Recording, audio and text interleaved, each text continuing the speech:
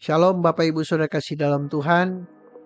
Jumpa lagi bersama saya Pastor Indra Sigarlaki dalam pengantar Alkitab Perjanjian Lama pada bagian yang kedua, yaitu Kitab Kejadian. Nah, latar belakang Kitab Kejadian ini dari namanya, dari judul kitab ini diambil dari bahasa Ibrani, yaitu Bereshit, yang artinya pada mulanya. Jadi nama Kejadian merupakan terjemahan dari judul Ibrani ke bahasa Yunani yang berarti asal mula, sumber, penciptaan, atau awal dari sesuatu. Jadi kitab Kejadian merupakan kitab permulaan. Nah, penulis kitab ini tidak disebutkan dalam kitab Kejadian.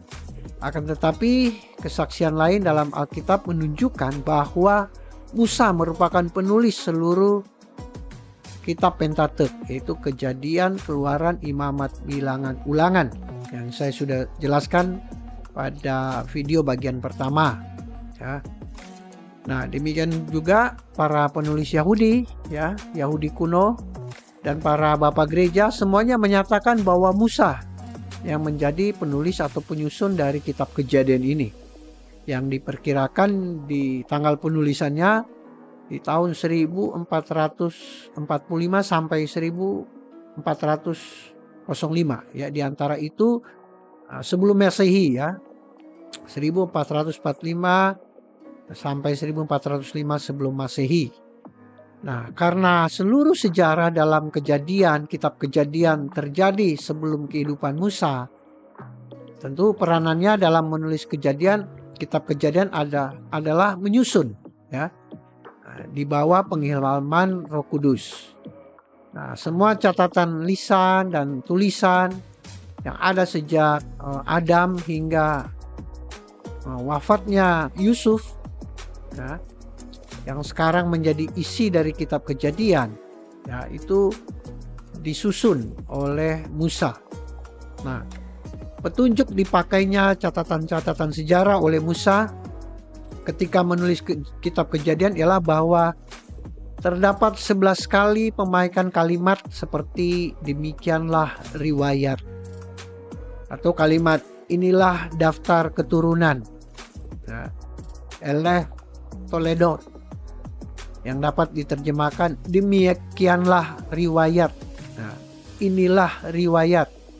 Nah, kita bisa temukan di ayat-ayat di pasal 2 ayat 4, pasal 5 ayat 1, pasal 6 ayat 9, pasal 10 ayat 1, pasal 11 ayat 10 dan 27, pasal 25 ayat 12 dan 19, pasal 36 ayat 1 dan 9, pasal 37 ayat 2 di dalam kitab Kejadian.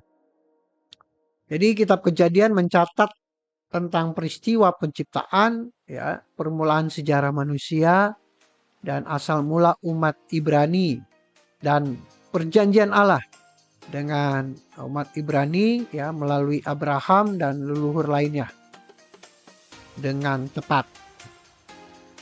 Nah, sejarah Kejadian masih diperkuat oleh berbagai penemuan purbakala dan pada zaman modern.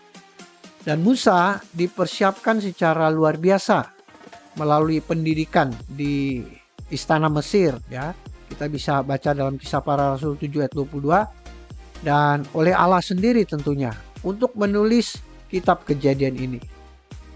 Nah, Bapak Ibu Saudara sekalian, garis besar dari struktur kitab Kejadian, nah, ini terbagi dua, ya. Yang pertama, permulaan dari sejarah manusia, yang kemudian permulaan dari bangsa Ibrani. Kalau kita lihat dari permulaan sejarah manusia, kita bisa baca dari pasal 1 ayat 1 sampai pasal 11 ayat 26. Nah, di pasal-pasal ini memberi suatu pandangan luas mengenai permulaan manusia, ya, dari Adam hingga Abraham, dan berpusat pada 5 peristiwa yang sangat penting. Peristiwa apa saja itu? Yang pertama, peristiwa penciptaan, di mana Allah menciptakan segala sesuatu, termasuk menciptakan Adam dan Hawa yang ditempatkannya di Taman Eden. Yang kedua, yaitu tentang kejatuhan manusia, ya. melalui pelanggaran Adam dan Hawa, maka masuklah kutukan dosa itu ke dalam sejarah umat manusia. Kemudian peristiwa yang ketiga adalah Kain dan Habel, ya, tragedi kakak membunuh adiknya. Kemudian peristiwa air bah, ya, di mana di dunia purbakala yang telah demikian jahat pada waktu angkatan Nuh, ya, sehingga Allah memusnahkan dengan suatu banjir yang begitu luar biasa, banjir bah, dan Allah hanya menyelamatkan Nuh karena hanya Nuh dan keluarganya yang hidup sesuai dengan perintah Tuhan. Ya, kita bisa temukan dalam pasal 6 sampai pasal yang ke-10. Kemudian di peristiwa yang kelima dari pemulaan sejarah manusia adalah Menara Babel, ya.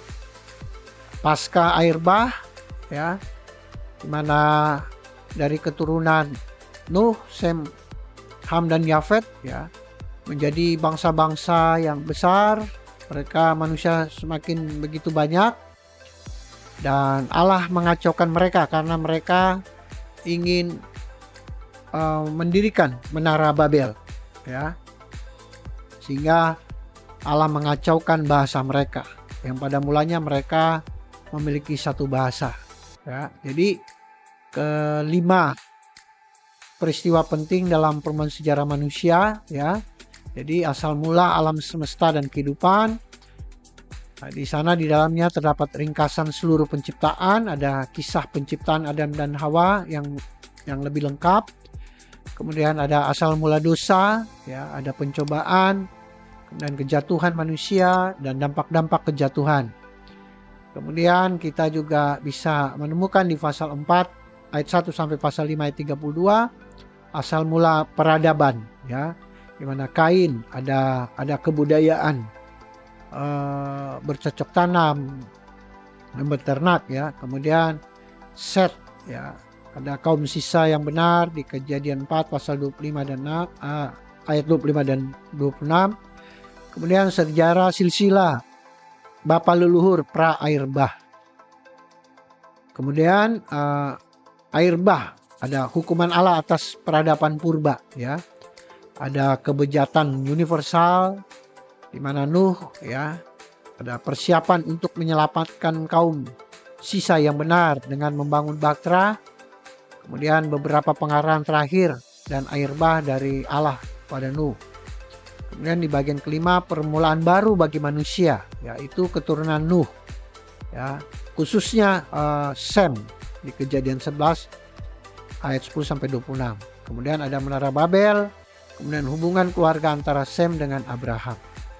Nah, di bagian yang kedua dari kitab Kejadian ini permulaan bangsa Ibrani, ya, dari kita bisa temukan dalam pasal 11 ayat 27 sampai pasal 50 ayat 26. Ya, pada bagian ini mencatat permulaan umat Ibrani dan memusatkan perhatian kepada kesinambungan tujuan penebusan Allah melalui 4 bapa leluhur besar, yaitu Abraham, Ishak, Yakub dan Yusuf. Adapun panggilan Allah kepada Abraham, ya, dan perlakuan Allah terhadap Abraham dan keturunannya dalam kaitan dengan perjanjian Allah, yang merupakan awal yang sangat penting dari rencana Allah tentang seorang penebus, ya, dan penebusan dalam sejarah. Kemudian di bagian kedua ini juga kitab Kejadian berakhir dengan kematian Yusuf dan perbudakan yang akan datang di Mesir. Ya, jadi di bagian kedua ini ada mengisahkan tentang bapak-bapak leluhur Abraham, Ishak, Yakub, dan Yusuf. Nah, Bapak Ibu Saudara kasih dalam Tuhan, ada 7 ciri utama kitab Kejadian. Yang pertama, kitab Kejadian adalah kitab yang pertama yang ditulis, yang mencatat permulaan sejarah manusia, dosa, bangsa Ibrani, dan penebusan. Kemudian yang kedua, ciri yang kedua, sejarah dalam kitab Kejadian meliputi jangka waktu yang lebih lama dari seluruh sisa Alkitab, di mana dimulai dengan pasangan manusia pertama, Adam dan Hawa, kemudian berkembang hingga sejarah dunia pra air bah, dan kemudian menyempit lagi pada sejarah bangsa Ibrani sebagai arus penebusan yang dirunut sepanjang sisa perjanjian lama. Nah, ciri yang ketiga, kitab Kejadian menyatakan bahwa alam semesta dan hidup di bumi ini adalah jelas karya Allah dan bukan suatu proses yang terlepas dari alam ya. 50 kali dalam pasal 1 dan 2 Allah menjadi subjek dari kata kerja yang menunjukkan apa yang dilakukan Allah selaku pencipta. Ciri yang keempat, kitab Kejadian mengisahkan berbagai peristiwa perdana ya. Pernikahan pertama, keluarga pertama, kelahiran pertama, dosa pertama, pembunuhan pertama, tokoh poligami pertama, alat-alat musik pertama, janji penebusan pertama, dan sebagainya. Jadi banyak mengisahkan peristiwa-peristiwa pertama atau perdana. Nah, ciri yang kelima, perjanjian Allah dengan Abraham yang dimulai dengan panggilannya yang diresmikan di pasal yang ke-15 ayat 1 sampai 21 dan disahkan dalam pasal 17 ayat 1 sampai 27 yang merupakan inti dari seluruh Alkitab. Ciri yang keenam adalah hanya kitab Kejadian yang menerangkan asal mula dari kedua belas suku Israel. Selanjutnya, ciri yang ketujuh adalah kitab Kejadian menyatakan bagaimana keturunan Abraham akhirnya tinggal di Mesir ya, selama 430 tahun. Dan demikian menyiapkan untuk keluaran peristiwa penebusan yang utama dalam perjanjian lama. Nah, Bapak Ibu Saudara kasih dalam Tuhan, apa yang diajarkan oleh kitab Kejadian mengenai Allah? Yang pertama, Allah adalah kekal dan hidup. Allah sudah ada sebelum segala sesuatu ada. Kita bisa lihat dalam Kejadian 1 ayat 1. Kemudian Allah pencipta dan pemberi hidup di Kejadian 1 ayat 1 sampai pasal 2 ayat 9. Kemudian Allah adalah pribadi dan rindu bersekutu dengan manusia. Ya, kita bisa lihat dalam pasal 1 ayat 26 sampai pasal 2 ayat 25, kemudian pasal 3 ayat 8, kemudian pasal 15 ayat 1 sampai 16. Kemudian yang diajarkan kitab Kejadian mengenai Allah selanjutnya adalah bahwa Allah kudus dan akan menghakimi orang berdosa. Ya, kita bisa temukan dalam pasal 3 ayat 8 sampai 24, pasal 6 ayat 5 sampai 8, pasal 11 ayat 1 sampai 9, pasal 18 ayat 16 sampai pasal 19 ayat 29. Selanjutnya, Allah penuh belas kasihan dalam penghakiman sekalipun ya. Dalam pasal 3 ayat 21, pasal 4 ayat 15, pasal 6 ayat 8, dan pasal 18 ayat 32. Dan kita juga bisa diajarkan oleh kitab Kejadian tentang Allah, bahwa Allah sabar menangani pengikut-pengikutnya. Seperti digambarkan dalam kitab dalam kisah Abraham dan Yakub. Kemudian Allah berdaulat atas segala sesuatu. Di pasal 18 ayat 14, pasal 26 ayat 12 sampai ayat 16, dan pasal 50 ayat 20. Selanjutnya, apa yang diajarkan oleh kitab Kejadian mengenai manusia? Yang pertama, manusia dilahirkan dalam gambar Allah dan karenanya bernilai serta mempunyai kemampuan kreatif. Kita bisa temukan di pasal 1 ayat 27 sampai 30. Kemudian manusia mengikuti kehendak sendiri dan menuruti jalannya yang berdosa tanpa Allah. Pasal 3 ayat 1 sampai 7. Kemudian dosa manusia sudah tertanam dalam tatanan hidupnya seperti ditunjukkan oleh Abraham. Pasal 20 ayat 1 sampai 18. Kemudian manusia perlu bersekutu dengan penciptanya seperti diajarkan melalui kehidupan Abraham. Selanjutnya, manusia bisa diubahkan oleh Allah seperti ditunjukkan melalui kehidupan Yakub. Kemudian manusia berada di bawah kuasa pemeliharaan Allah seperti ditunjukkan melalui kehidupan Yusuf. Nah, dari kitab Kejadian ini, pesan dalam kitab Kejadian dapat diterapkan dalam kehidupan kita dengan Allah. Itu yang pertama. Tentu kita diajarkan bagaimana kita harus taat kepada Allah. Yang kedua, melalui kitab Kejadian ini, kita diajarkan untuk beriman kepada Allah. Kemudian melalui kitab Kejadian ini kita harus benar-benar atau sungguh-sungguh percaya kepada Allah. Sebab Allah sudah sungguh-sungguh memelihara kehidupan kita. Dan selanjutnya, kita harus berbicara dengan Allah melalui doa-doa kita. Dan yang kelima, biarkan Allah bekerja dalam hidup kita. Karena Allah mampu mengubah suatu kehidupan yang serusak apapun menjadi suatu kehidupan yang indah. Jadi tujuan kitab Kejadian ini adalah untuk memulai kisah dari perjanjian itu. Nah, saudara kasih dalam Tuhan, meskipun Allah menciptakan segala sesuatu itu benar, namun dosa menyebabkan manusia terpisah dari Allah. Sehingga mereka tidak lagi memiliki gagasan yang tepat tentang siapa itu Allah. Itu sebabnya mengapa Allah memutuskan untuk membuat sebuah perjanjian. Perjanjian akan menjadi umat pilihan melalui Abraham dan keluarganya. Hubungan dari perjanjian tersebut memungkinkan Allah untuk memakai Israel sebagai gambaran yang jelas kepada umat mengenai siapa itu Allah. Kitab Kejadian menceritakan tentang bagaimana perjanjian tersebut ditetapkan. Meskipun begitu banyak terdapat rintangan-rintangan. Sebuah pesan utama dari kitab Kejadian adalah bahwa manusia diciptakan menurut gambar Allah.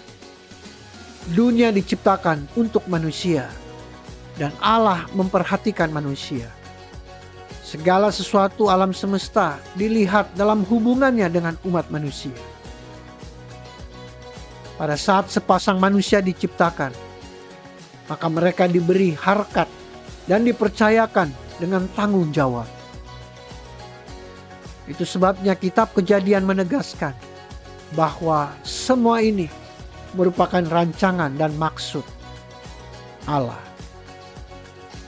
Tujuan narasi kitab Kejadian adalah menetapkan bahwa Allah yang berdaulat sedang melaksanakan suatu rencana sejarah. Manusia diciptakan dengan berbagai keunggulan dan dengan penuh kasih ditempatkan oleh Allah dalam suatu situasi yang ideal. Namun, kegagalan terus-menerus dari seluruh umat manusia telah menyebabkan Allah mendatangkan air bah.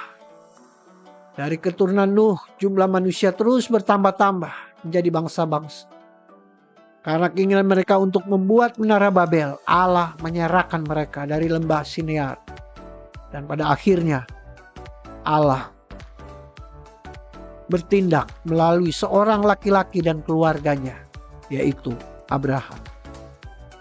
Berita dari kitab Kejadian ini adalah untuk mengemukakan 11 pasal pertama sebagai suatu penjelasan tentang apa sebabnya Allah telah memilih untuk bekerja melalui suatu umat manusia tertentu. Melalui mereka, inilah Allah merencanakan untuk menyatakan dirinya. Bukan karena adanya jasa baik dari Abraham sehingga Allah memilih dia, tetapi hal itu merupakan suatu tindakan kedaulatan Allah. Inilah berita teologi dari kitab Kejadian. Nah, sebagai kesimpulan Bapak Ibu Saudara kasih dalam Tuhan, bahwa kitab Kejadian memiliki gagasan-gagasan penting, yaitu yang pertama, bahwa Allah menciptakan segala sesuatu dan ciptanya itu baik. Yang kedua, ketidaktaatan manusia memisahkan manusia dari Allah. Dan yang ketiga, Allah telah menetapkan suatu perjanjian kepada manusia. Semoga pelajaran dari kitab Kejadian ini dapat memberikan manfaat buat saudara-saudara sekalian. Jangan lupa, saudara yang belum subscribe, diklik tombol subscribe, diklik loncengnya, dan diklik tombol like-nya. Tuhan Yesus memberkati. Shalom.